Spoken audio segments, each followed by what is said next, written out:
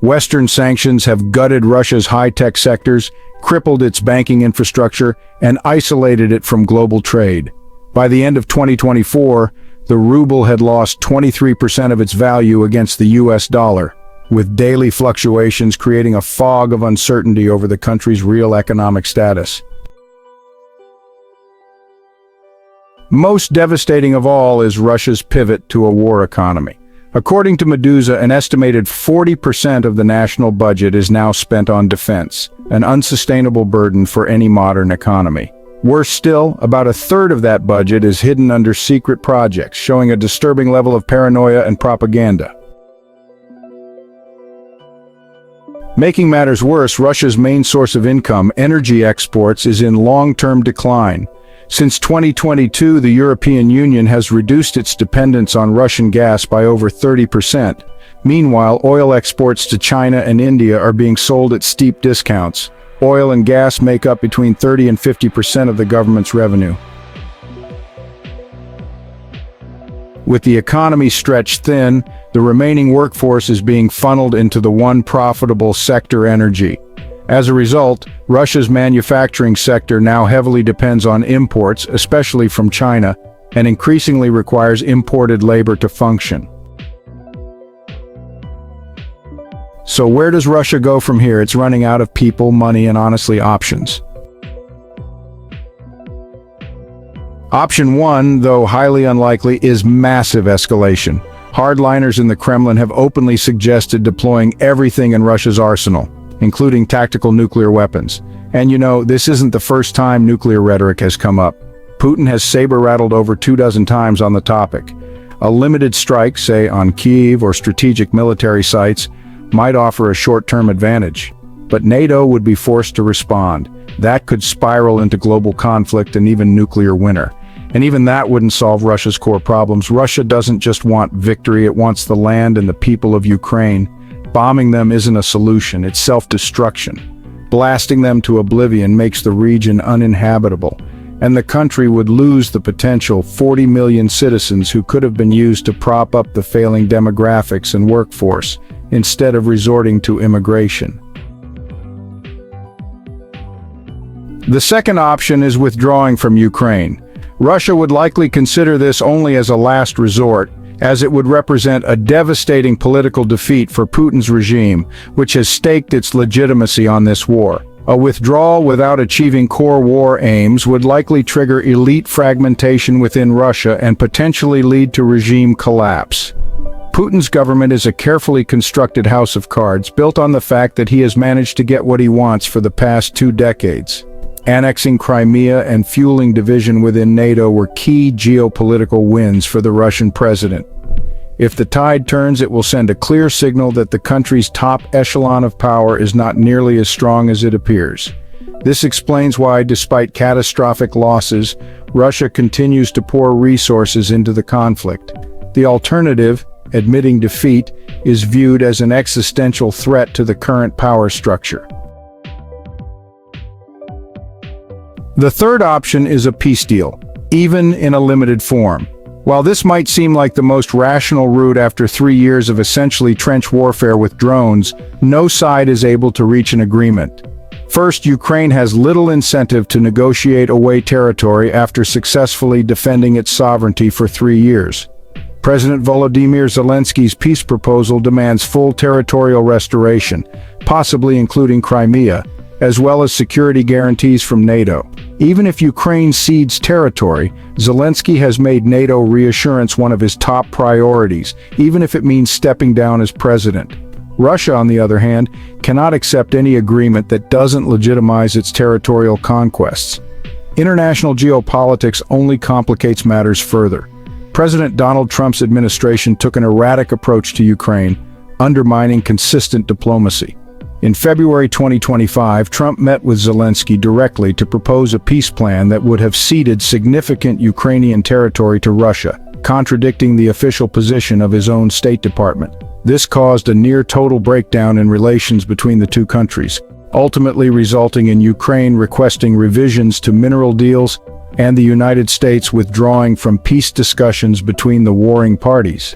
Even worse, Russia has publicly claimed multiple times that it seeks a peaceful solution, going so far as to accept probationary ceasefires. None of them held.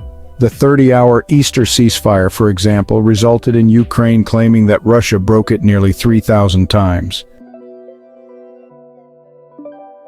So Russia is caught in a strategic trap of its own making, unable to win militarily, unwilling to accept defeat, and incapable of pursuing a diplomatic solution. Let's zoom out and look at the bigger picture. What has Russia actually achieved through this catastrophic military adventure? Before the invasion, NATO was an alliance in search of purpose. Many questioned its relevance in a post-Cold War world. Trump himself criticized the alliance as most members failed to meet the basic requirement of spending 2% of their GDP on defense. Today, NATO is revitalized and expanded with Finland and Sweden as new members. The 800-mile border between Finland and Russia has nearly doubled the NATO-Russia boundary, significantly limiting Russia's ability to defend itself in any potential conflict against an economically larger, demographically stronger, and militarily more modern alliance. Specifically, the biggest changes came in countries with considerable influence within NATO. Germany, one of the world's largest economies, introduced new funding incentives for national defense. Poland, once a Warsaw Pact member, now plans to create the largest standing army in Europe. Sweden and Finland have ramped up their military-industrial efforts, sending prototypes of vital equipment to Ukraine and partnering with US and UK contractors to develop more advanced weapons. Diplomatically, Russia has shifted from a respected, if difficult, global power to a pariah state with limited international options. Its largest trading partner is no longer the EU, but China, a country even more dependent on resources and capable of pressuring Russian policy to gain access to them. On February 24, 2022, Russia invaded Ukraine, confident, cocky, and certain of a three-day victory. Kyiv will fall within 72 hours, they said. Russia's military was considered the world's second most powerful. At least that's what we were told. The war? Just a formality. 3 years later, Russia holds only 20% of Ukraine, and it has paid for it with nearly 1 million casualties, 1 million dead and wounded. That's more than the United States suffered in 2 decades of the War on Terror, compressed into just 3 years. And that's only the beginning of the disaster. Today on the Military Show, we're dismantling the illusion that Russia is winning this war. We'll break down the territory myths, the manpower crisis, the shattered economy, the propaganda machine, and the growing whispers that the Russian Federation itself may not survive the consequences of Putin's blunder. So if you still believe the narrative that Russia has the upper hand, you'll want to watch this to the end. Let's start with the cold, brutal numbers. The Institute for the Study of Wars assessment from February 2022 stated that Russia captured approximately 4,200 square kilometers of Ukrainian territory last year, most of it in the Donetsk area. This area is only slightly larger than Rhode Island, the smallest U.S. state by area. In comparison, 4,200 square kilometers is just about 0.6% of Ukraine's total land area. And that's where it gets truly mind-boggling. Forbes did some independent number crunching using statistics from April 2025, estimating that Russia only gained around 68 square miles of territory. If Ukraine maintains that level of defense and Russia doesn't scale up its offensive, the war in Ukraine could theoretically last another 230 years. That's how long it would take Russia to occupy the entire country, one of the only ways to truly claim victory. The same analysis suggests Russia would need around 100 million casualties to achieve that goal, out of a total 2025 population of around 144 million. This is not a strategy, it's the complete absence of one, requiring a multi-generational investment in war and triggering other severe issues. But territory tells only part of the story. Let's talk about the human cost. According to the latest data from the Ukrainian Ministry of Defense, Russian forces have suffered approximately 975,000 casualties since February 2022. While any wartime figures must be treated with caution, even conservative Western estimates, such as those from the UK Ministry of Defense, put Russian casualties at well over 750,000 by the end of last year. For context, Russia lost approximately 15,000 soldiers in its 10-year war in Afghanistan. In just 3 years in Ukraine, it has suffered casualties more than 60 times greater. To put it bluntly, this is not a sustainable war effort. Russia's demographic crisis was already severe before the war, with a declining and aging population. The country's fertility rate plummeted after the fall of the Soviet Union, reaching as low as 1.2 births per woman by the early 2000s. Though the situation slightly improved, it remains well below the replacement rate. As a result, there's a major shortage of working-age males under 30, simply because they were never born. Now Russia is drafting from that very demographic. Add to this the estimated 920,000 Russians who fled the country to avoid conscription, and you're looking at nearly 2 million working-age men lost to the economy and society in just 3 years. In short, Russia is literally running out of people to throw into this meat grinder. Now let's rewind to the start of the invasion. Russian military planners were so sure they'd be celebrating in Kyiv within days that they actually packed parade uniforms. Combat plans distributed to troops indicated they should expect light resistance followed by occupation duties. Russia's military logistics were structured around the assumption that Ukraine would collapse almost instantly. 3 years later, those assumptions don't just look wrong, they look delusional. Instead of a swift victory parade, Russia is bogged down in the longest conventional war in Europe since World War II. Its air force failed to establish air superiority. Its tanks were just decimated by portable anti-tank weapons and drones. Its elite units suffered catastrophic losses early on, forcing the country to rely on poorly trained conscripts, convicts, and foreign mercenaries. The Center for Strategic and International Studies published a damning report in September 2024 titled The Russia-Ukraine War, a study in analytic failure. It concluded that Russia's military planning was perhaps the most significant intelligence failure of the 21st century. The French Institute of International Relations echoed that sentiment, stating Russia abandoned its traditional logistics because it wrongly believed the war would last only a few weeks. Putin maintained the illusion of Russia as a great military power, but the planning and logistics never matched that fantasy. Due to extreme secrecy around the invasion, many senior officers were unaware of the full scope and failed to prepare supplies. This led to crippling shortages in the early months of the war, just as Russia held the initiative. After the failed assault on Hostomel Airport, Russia's Hail Mary attempt to take Ukraine quickly, the offensive lost steam. Ukraine began reclaiming much of the territory it initially lost, and the war devolved into a brutal battle of attrition. Meanwhile, Russian propaganda still paints the war as a foregone conclusion, celebrating tiny tactical gains of a few square miles. But in reality, Russia is slowly losing to itself. Financially, things are bleak. On paper, Russia is still the 11th largest economy in the world, but peel back the surface and the reality is grim. All of these setbacks stem from one fundamental miscalculation: the massive gap between Russia's projected military strength and its actual battlefield performance. Before February 2022, Russia's military was widely considered the world's second most formidable fighting force.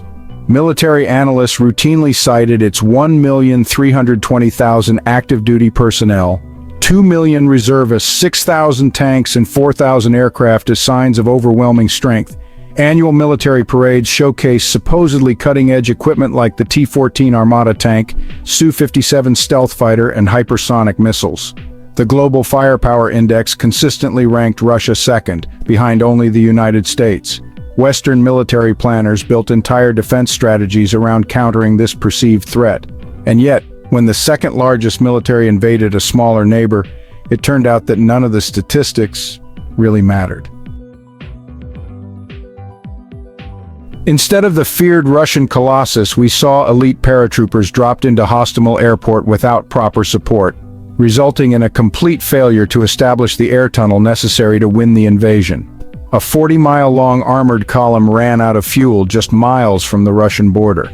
Tanks were deployed without infantry support, making them easy prey for Ukrainian anti-tank teams.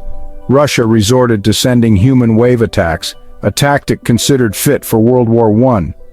Logistics trucks used commercial tires that failed in off-road conditions.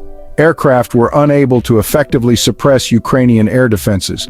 Museum pieces like the T-62, T-55, and possibly even the T-34 from all the way back during World War II were seen making their way to the front line. Perhaps most damning was the so-called modern equipment itself.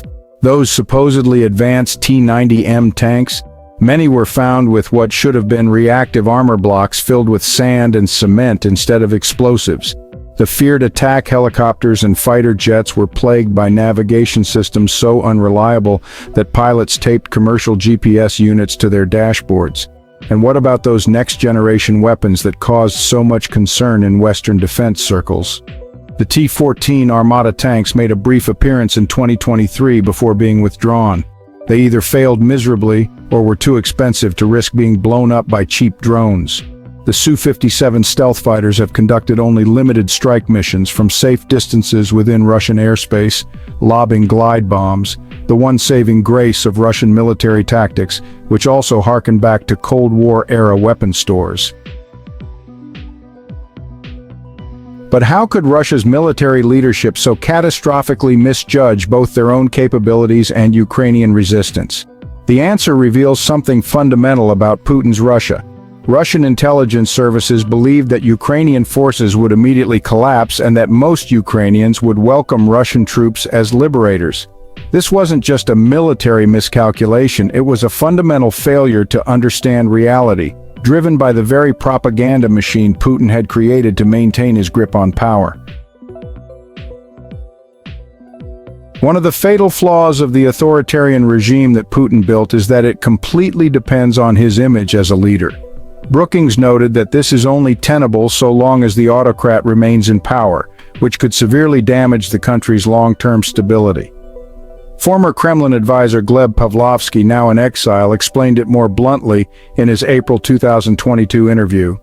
"This is all Putin's own personal decision. Nobody, including myself, realized just how maniacally obsessed he must have been with Ukraine. We underestimated the extent of decay of the Russian government." Remember, this interview happened just a month and a half into the invasion, and the same sentiment rings true 3 years later. The Russian military itself became a victim of this distorted reality. Corruption was endemic but hidden from official reports.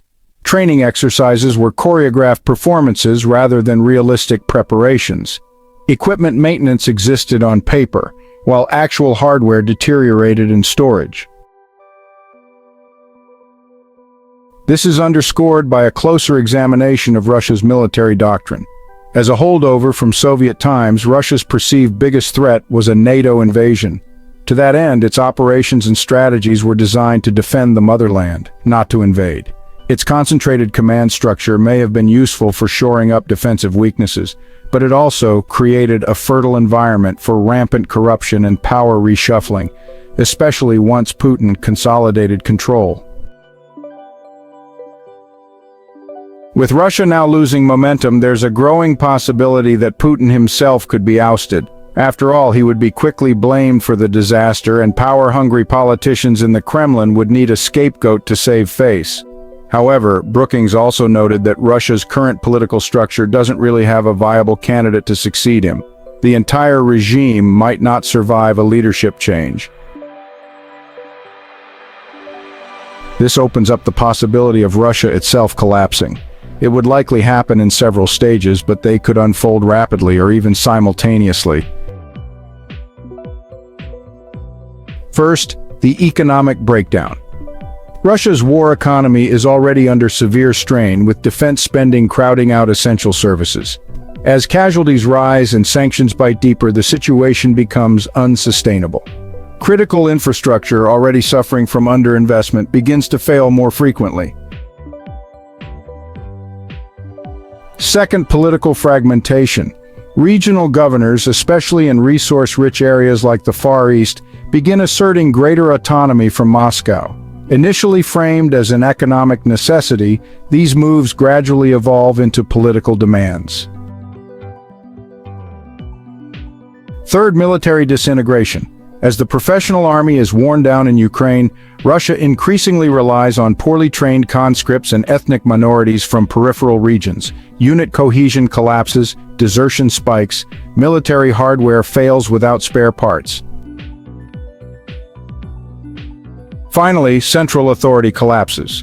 Whether through a palace coup, popular uprising, or simply the inability to project power across Russia's vast territory, the Moscow government could lose control over large portions of the country.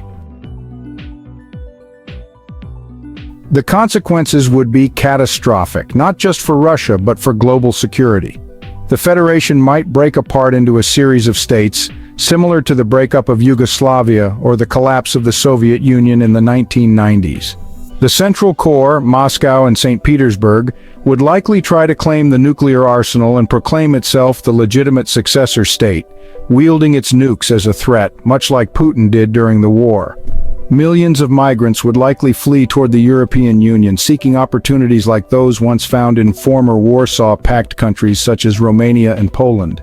China might seize the opportunity to occupy swaths of resource-rich Siberian territory to feed its industrial machine. So, the next time someone confidently says Russia is winning in Ukraine, just go back to the beginning.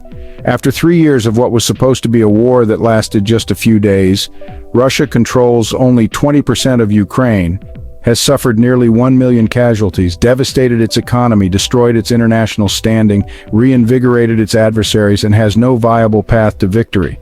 The truth is, Russia isn't winning. It's trapped in a strategic disaster entirely of its own making, with no good options and no clear exit.